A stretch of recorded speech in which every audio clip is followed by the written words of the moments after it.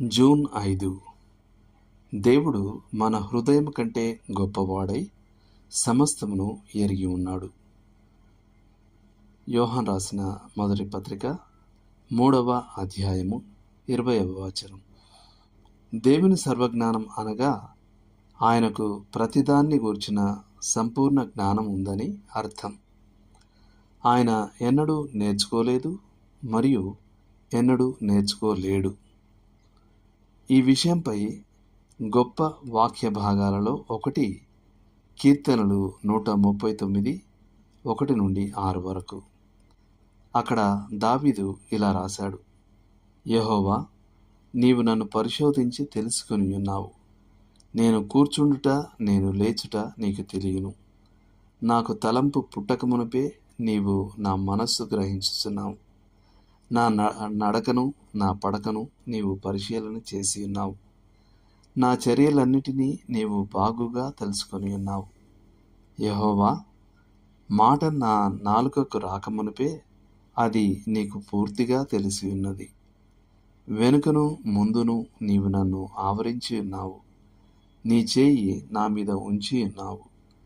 ఈ జ్ఞానము నాకు మిక్కిలి ఆశ్చర్యకరము. అది నాకు అందశక్యము కానంత ఉన్నతమైనది.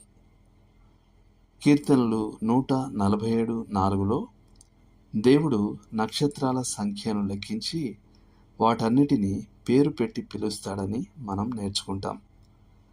విశ్వంలోని మొత్తం నక్షత్రాల సంఖ్య బహుశా ప్రపంచంలోని అన్ని సముద్ర తీరాలలోని మొత్తం ఇసుక రేణువుల సంఖ్యకు సమానం అని సర్ జేమ్స్ జీన్స్ చెప్పినప్పుడు దీని అద్భుతం మరింతగా పెరుగుతుంది.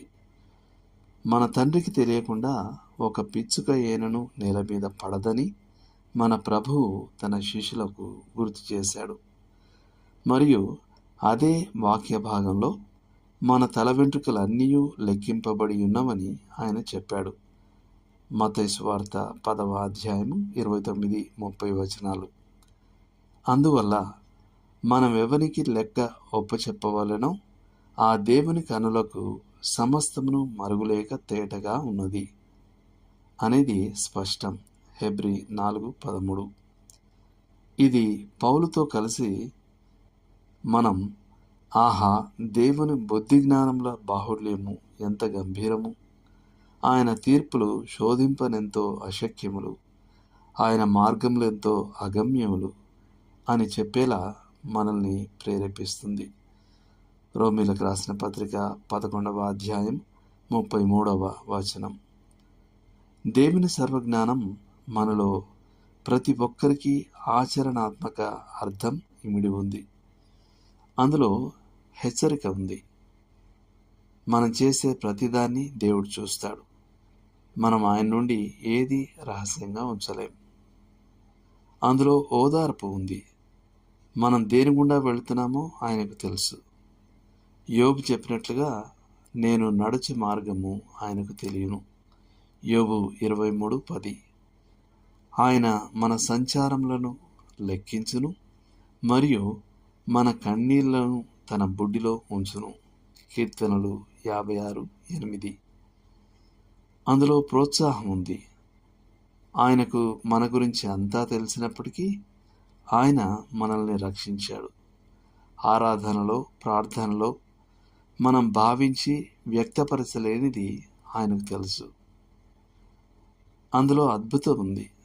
దేవుడు సర్వజ్ఞాని అయినప్పటికీ ఆయన క్షమించిన పాపాలను మరచిపోగలడు.